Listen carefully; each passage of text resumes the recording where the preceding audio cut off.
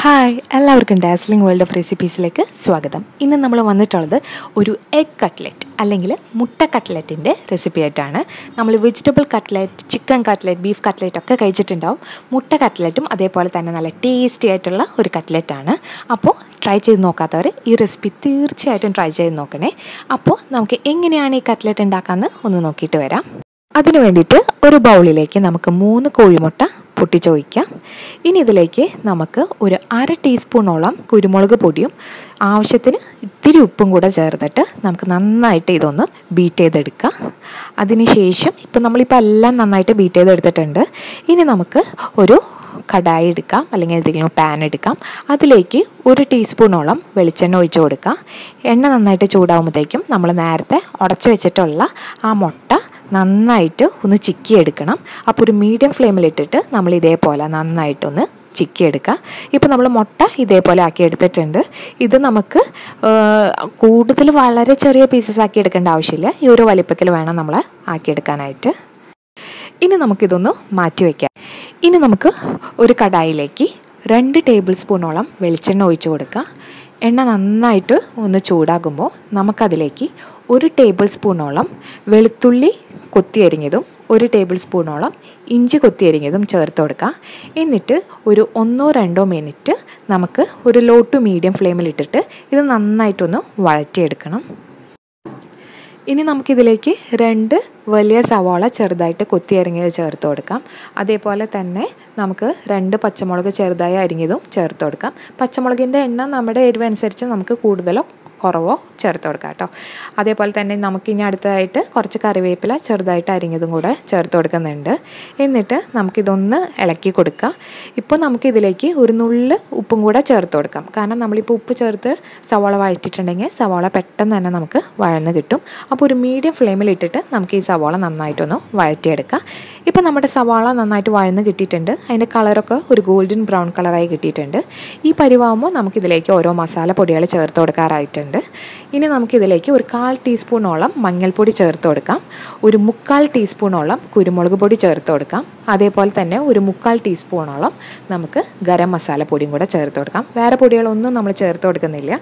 ഇനി നമുക്കൊരു ലോ ഫ്ലെയിമിലിട്ടിട്ട് വേണം നമ്മൾ ഈ പൊടികളൊക്കെ പച്ചമണം മാറുന്ന വരെ ഒന്ന് വഴറ്റിയെടുക്കാനായിട്ട്. ഇപ്പോൾ നമ്മൾ നന്നായിട്ട് വഴറ്റിയെടുത്തിട്ടുണ്ട്. ഇതിലേക്ക് നമ്മൾ നേരത്തെ ചിക്കി വെച്ചിട്ടുള്ള ആ മുട്ട നമുക്കിതിലേക്ക് ചേർത്ത് കൊടുക്കാം. എന്നിട്ട് എല്ലാം കൂടെ നന്നായിട്ടൊന്ന് യോജിപ്പിച്ചെടുക്കാം. അടുത്തതായിട്ട് ഞാനിവിടെ ഒരു 2 മീഡിയം സൈസ് ഉരുളക്കിഴങ്ങ് പ്രഷർ കുക്കറിൽ ഇട്ട് വേവിച്ച് ഉടച്ചെടുത്തതാണ് കേട്ടോ. അതും കൂടെ നമുക്കിതിലേക്ക് ചേർത്ത് കൊടുക്കാം. എന്നിട്ട് ഒരു മീഡിയം ഫ്ലെയിമിലിട്ടിട്ട് ഇത് നമ്മൾ നന്നായിട്ടൊന്ന് മിക്സ് ചെയ്തെടുക്കണം. ഇപ്പോൾ ഉരുളക്കിഴങ്ങിൽ വെള്ളത്തിൻ്റെ അംശമൊക്കെ ഉണ്ടെങ്കിൽ അതൊക്കെ നന്നായിട്ട് പോകണം കേട്ടോ. അപ്പോൾ ഞാൻ ഇവിടെ കുറച്ച് ഉപ്പും കൂടെ ചേർത്തിട്ട് നന്നായിട്ട് ഇതൊന്ന് മിക്സ് ചെയ്തെടുക്കുന്നുണ്ട്. അപ്പോൾ കാരണം നമ്മൾ ഉരുളക്കിഴങ്ങിൽ വെള്ളത്തിൻ്റെ അംശം ഉണ്ടായിട്ടുണ്ടെങ്കിൽ നമ്മൾ കട്ട്ലറ്റ് ഉണ്ടാക്കുമ്പോൾ ഷേപ്പ് ചെയ്തെടുക്കുമ്പോഴോ ഫ്രൈ ചെയ്തെടുക്കുമ്പോഴോ ഒക്കെ പൊട്ടാനുള്ള ചാൻസസ് കൂടുതലാണ്. അതുകൊണ്ട് തന്നെ നമ്മൾ നന്നായിട്ട് ഒരു മീഡിയം ഫ്ലെയിമിലിട്ടിട്ടൊന്ന് മിക്സ് ചെയ്തെടുക്കുക. ഇനി നമുക്ക് ഫ്ലെയിം ഓഫ് ചെയ്ത് കൊടുക്കുക. അതിനുശേഷം നമുക്ക് ഇവിടെ ഒരു സ്റ്റീൽ പ്ലേറ്റിലേക്ക് മാറ്റിയിട്ട് ഉരുളക്കിഴങ്ങിൻ്റെ എന്തെങ്കിലും കട്ടകളൊക്കെ ഉണ്ടെങ്കിൽ അതൊക്കെ ഒന്ന് ഉടച്ചു കൊടുക്കുക കേട്ടോ. ഇനി നമുക്ക് വേറൊരു ബൗളിലേക്ക് നമ്മളിവിടെ ഒരു 4 ടീസ്പൂണോളം മൈദ ചേർത്ത് കൊടുക്കുന്നുണ്ട്. മൈദയുടെ പകരം നമുക്ക് വേണമെങ്കിൽ കോൺഫ്ലോർ യൂസ് ചെയ്യാം, അല്ലെങ്കിൽ നമുക്ക് അരിപ്പൊടി വേണമെങ്കിലും എടുക്കാം. എന്നിട്ട് ഇതിലേക്ക് കുറേശ്ശെ വെള്ളം ഒഴിച്ചിട്ട് ഒരു പേസ്റ്റ് പോലെ നമ്മൾ ആക്കിയെടുക്കണം. ഇതേപോലെ വേണം നമ്മൾ ആക്കിയെടുക്കാനായിട്ട്. ഇപ്പം നല്ലൊരു തിക്ക് കോട്ടിങ് വേണ്ടവർക്ക് കുറച്ചും കൂടെ കട്ടിയിലാക്കിയെടുക്കാം കേട്ടോ. ഇനി നമ്മളിവിടെ കുറച്ച് ബ്രെഡ് ക്രംസ് എടുത്തിട്ടുണ്ട്. അപ്പോൾ ബ്രെഡ് ക്രംസ് എന്താണ് എന്നറിയാത്ത കുറച്ച് പേരുണ്ട്. അപ്പോൾ അവർക്ക് വേണ്ടിയിട്ട് ഞാൻ പറയാം. നമ്മൾ സാധാരണ ബ്രെഡ് എടുത്ത് മിക്സിയിൽ ഇട്ടൊന്ന് പൊടിക്കുക. അതിനുശേഷം ഒരു പാനിലിട്ടിട്ട് നന്നായിട്ട് അതിൻ്റെ ആ സോഫ്റ്റ്നെസ് ഒക്കെ പോണ വരെ ഒന്ന് ഫ്രൈ ചെയ്തെടുക്കുക. അപ്പോൾ നമ്മുടെ ബ്രെഡ് ക്രംസ് നമുക്ക് റെഡിയായി കിട്ടും. ഇപ്പോൾ ബ്രെഡ് ക്രംസ് ഉണ്ടാക്കാൻ പറ്റില്ല എന്നുള്ളവർക്ക് വേണമെങ്കിൽ നമുക്ക് റവ എടുക്കാം. പക്ഷേ ബ്രെഡ് ക്രംസ് ആയിരിക്കും കുറച്ചും കൂടെ ടേസ്റ്റ് ഉണ്ടാവുക. ഇനി നമുക്ക് എന്താ ചെയ്യേണ്ടതെന്ന് വെച്ചിട്ടുണ്ടെങ്കിൽ നമ്മുടെ കയ്യിൽ നന്നായിട്ട് എണ്ണ പുരട്ടിയതിന് ശേഷം നമുക്ക് ഈ ഉരുളക്കിഴങ്ങ് മുട്ട കൂട്ടിൽ നിന്ന് കുറേശ്ശെ എടുത്തിട്ട് നമുക്ക് കൈ കൊണ്ട് നന്നായിട്ടൊന്ന് ഉരുട്ടിയെടുക്കാം. അതിനുശേഷം നമുക്ക് വേണ്ട ഷേപ്പ് നമുക്ക് ആക്കിയെടുക്കാം. ഞാൻ ഈ ഒരു ഷേപ്പിലാണ് ആക്കിയെടുക്കാൻ പോകുന്നത്. ഇപ്പോൾ ഈ ഒരു സമയത്ത് നമുക്ക് ഷേപ്പ് ചെയ്തെടുക്കാൻ പറ്റുന്നില്ല, അതായത് നന്നായിട്ട് എന്താ പറയുക കുഴഞ്ഞിരിക്കുന്നു, നമുക്ക് ഷേപ്പ് ചെയ്യാൻ പറ്റുന്നില്ലാത്തവർക്ക് നമുക്ക് ഈ കൂട്ട്, അതായത് ഈ മുട്ടയുടെ കൂട്ടിലേക്ക് നമുക്ക് കുറച്ച് ബ്രെഡ് ക്രംസ് ചേർത്ത് കൊടുത്താൽ മതി.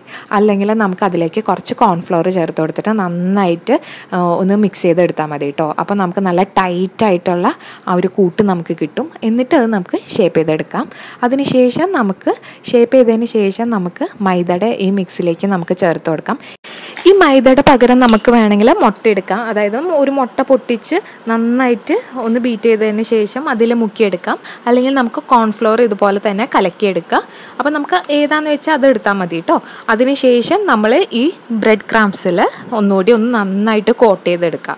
അപ്പോൾ ആദ്യം മൈദയുടെ ഇതിൽ മുക്കുക, അതിനുശേഷം ബ്രെഡ് ക്രംസിൽ കോട്ട് ചെയ്തെടുക്കുക. അങ്ങനെയാണ് നമ്മളിത് ചെയ്തെടുക്കണേ. അങ്ങനെ നമ്മൾ ഇവിടെ എല്ലാം ഇതേപോലെ ചെയ്തെടുത്തിട്ടുണ്ട്. ഇനി നമുക്ക് ഇതൊരു 15 തൊട്ട് 30 മിനിറ്റ് വരെ ഒന്ന് ഫ്രിഡ്ജിലൊന്ന് തണുപ്പിക്കാൻ വേണ്ടി വെക്കുക. അപ്പോൾ ഒരു പാനിൽ ഞാൻ ഇവിടെ കുറച്ച് എണ്ണ ഒഴിച്ചിട്ടുണ്ട്. ഞാൻ ഷാലോ ഫ്രൈ ചെയ്തെടുക്കുന്നത്. അപ്പോൾ ഡീപ്പ് ഫ്രൈ ചെയ്യണം. കുറേ എണ്ണയിൽ വറുത്ത് പോരണമെങ്കിൽ അങ്ങനെ വേണമെങ്കിലും ചെയ്യാം. അപ്പോൾ എണ്ണ നന്നായിട്ട് ചൂടായതിന് ശേഷം നമ്മളൊരു മീഡിയം ഫ്ലെയിമിൽ ഇട്ടിട്ട് വേണം ഇത് വറുത്ത് കോരാനായിട്ട്. ചൂട് കുറഞ്ഞാലും ചൂട് കൂടിയാലും കട്ട്ലറ്റ്സൊക്കെ പൊട്ടിപ്പോകാനുള്ള ചാൻസസ് കൂടുതലാണ്. അതേപോലെ തന്നെ നമ്മൾ എന്താ ചെയ്യണമെന്ന് വെച്ചാൽ ഒരു സൈഡ് നന്നായിട്ടൊന്ന് ഒരു ഫ്രൈ ആയി കിട്ടിയാൽ നമുക്കതൊന്ന് മറിച്ചിട്ട് കൊടുക്കുക. എന്നിട്ട് നമ്മൾ മറിച്ചിട്ട് വേണം ഇത് ഒന്ന് ഫ്രൈ ചെയ്തെടുക്കാൻ വേണ്ടിയിട്ട്. ഇപ്പോൾ ഡീപ്പ് ഫ്രൈ ആണെങ്കിൽ പെട്ടെന്ന് തന്നെ എല്ലാ സൈഡും ഒരേപോലെ നല്ല ഗോൾഡൻ ബ്രൗൺ കളറായി കിട്ടും. പക്ഷേ ഇത് നമ്മൾ ഷാലോ ഫ്രൈ ചെയ്യണോണ്ട് ഇങ്ങനെ മറിച്ചിട്ട് വേണം നമ്മളൊന്ന് ഫ്രൈ ചെയ്തെടുക്കാൻ വേണ്ടിയിട്ട്. അപ്പോൾ അങ്ങനെ നമ്മുടെ കട്ട്ലറ്റ്സ് ഒക്കെ ഇവിടെ ഒരു ബ്രൗൺ കളറായി കിട്ടിയിട്ടുണ്ട്. ഇനി നമുക്കിത് എണ്ണയിൽ നിന്ന് കോരാം. അങ്ങനെ നമ്മുടെ എഗ് കട്ട്ലറ്റ്സ് റെഡി ആയിട്ടുണ്ട്. എല്ലാവരും ഒന്ന് ട്രൈ ചെയ്ത് നോക്കുക. ഈ റെസിപ്പി ഇഷ്ടപ്പെട്ടിട്ടുണ്ടെങ്കിൽ വീഡിയോ ലൈക്ക് ചെയ്യാനും ഷെയർ ചെയ്യാനും കമൻറ്റ് ചെയ്യാനും മറക്കരുത്. സബ്സ്ക്രൈബ് ചെയ്യാനും മറക്കരുത്. തൊട്ടടുത്ത് കാണുന്ന ബെല്ലൈക്കൺ ക്ലിക്ക് ചെയ്യണം. അതിൽ ഓൾ എന്ന ഓപ്ഷൻ സെലക്ട് ചെയ്യണം. താങ്ക്